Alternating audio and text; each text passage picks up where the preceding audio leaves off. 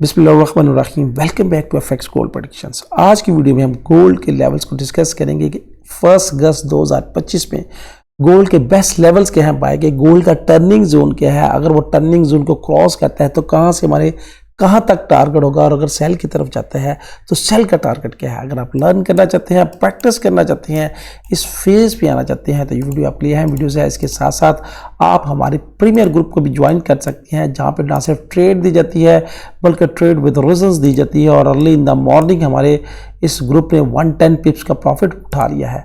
अब इस ग्रुप में ज्वाइन करने का सबसे बड़ा एडवांटेज क्या है कि यहाँ पे ट्रेड विद रीजंस है।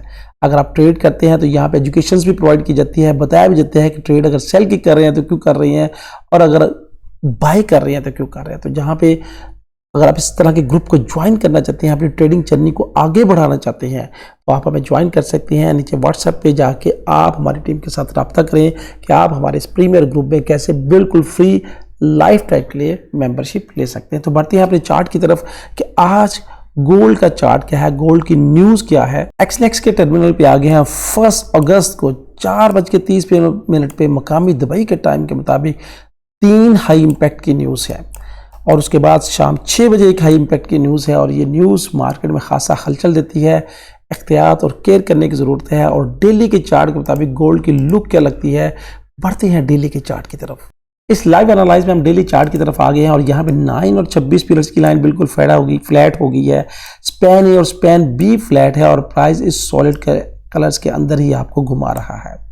अब अगर यहाँ पे देखें तो यहाँ पे कोई क्लियर सिचुएशन नहीं है। प्राइस जब तक इस सॉलिड कलर से क्लियरली नीचे ब्रेक डाउन नहीं करता तब तक प्राइस आपको इस जोन के अंदर घुमा सकता है। अगर आज की कैंडल इससे नीचे क्लोज हो जाए क्लियरली तौर पे तो फिर हम मजीद सेलर बन सकते हैं। ये डेली का टाइम फ्रेम है और इचिमोको किंको हाई का चार्ट है।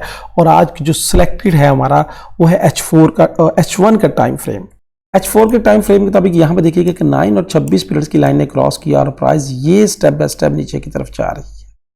अब H4 के टाइम फ्रेम में भी हम सेलर हैं, और अगर हम H1 के टाइम फ्रेम पे आए तो H1 का टाइम फ्रेम भी हमें सेल की तरफ इंडिकेट कर रहा है। यहाँ पे सेल का इंडिकेशन क्या है, यहाँ पे देखिए कि 9 और 26 पीरियड्स की लाइन का क्रॉस ओवर प्राइस ये ऊपर गई है और उसके बाद ये नीचे आने की कोशिश कर रही है। अब क्या यहाँ से हम सेलर बन सकते हैं, हमारा टर्निंग जोन क्या होगा। तो इस हवाले से मैंने ऑलरेडी पहले ही जोन मार्क करके रखे हुए हैं। इन जोन्स को नोट कर लीजिएगा अपने पास, और इन जोन से आप खातिर खौफ फ़ायदा उठा सकते हैं। अब जोन्स क्या हैं, अगर प्राइस आज का जो मेरा टर्निंग जोन है वो इस सॉलिड कलर से ऊपर है, ये वाला ये जो 3304, अगर प्राइस इस सॉलिड कलर से ऊपर क्लोज करती है, यानी H1 के टाइम फ्रेम पे प्राइस इस जोन से ऊपर क्लोज कर जाए, तो क्लोज करने के बाद ये जो जोन है 3404 से 3413, that is the very important zone. Price अगर इसको क्रॉस करे, ऊपर क्रॉस करने के बाद 14 तक जाए, फिर इसके बाद रिटेस्ट, और रिटेस्ट के बाद फिर 14, और 14 के बाद 28 से 33 का जोन है। और उसके बाद यहाँ से अगर नीचे आती है तो फिर ये, और उसके बाद 3445 का जोन है। तो कोशिश कीजिएगा कि जो टर्निंग जोन है जो मैंने आपके साथ शेयर किया है 3304 का जोन है। अगर 3304 से नीचे रहती है तो मैं हर टॉप से सेल की तरफ देखूंगा।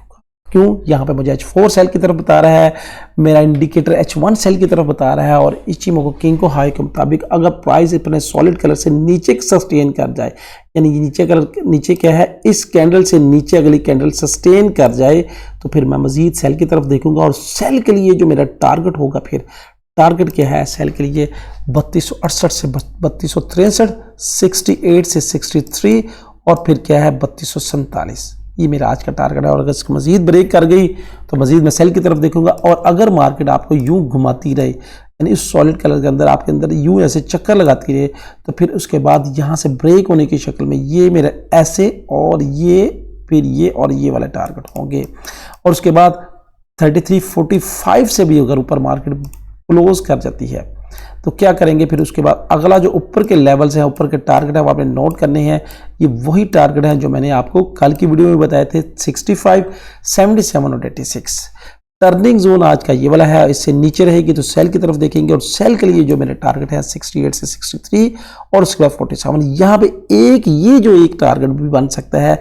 यहाँ पे ये दिखेगा कि इस कैंडल की बेस पे, अगर ये वाली कैंडल देखें ब्लैक कैंडल की बेस पे, तो ये एक छोटा सा सपोर्ट पॉइंट हो सकता है, जहां से प्राइस ने अभी टच करके ऊपर की तरफ नीचे आई है और टच करके ऊपर की तरफ बढ़ रही है।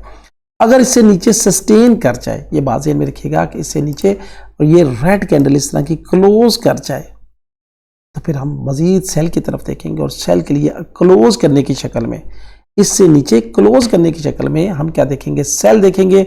और सेल के लिए फिर हमारा जो टारगेट होगा, ये टारगेट है 63 से 68 और उसके बाद मजीद नीचे जो है 47 तक हम आज जा सकते हैं, मगर ज़रूरी ये है कि यहाँ से नीचे कैंडल क्लोज करें।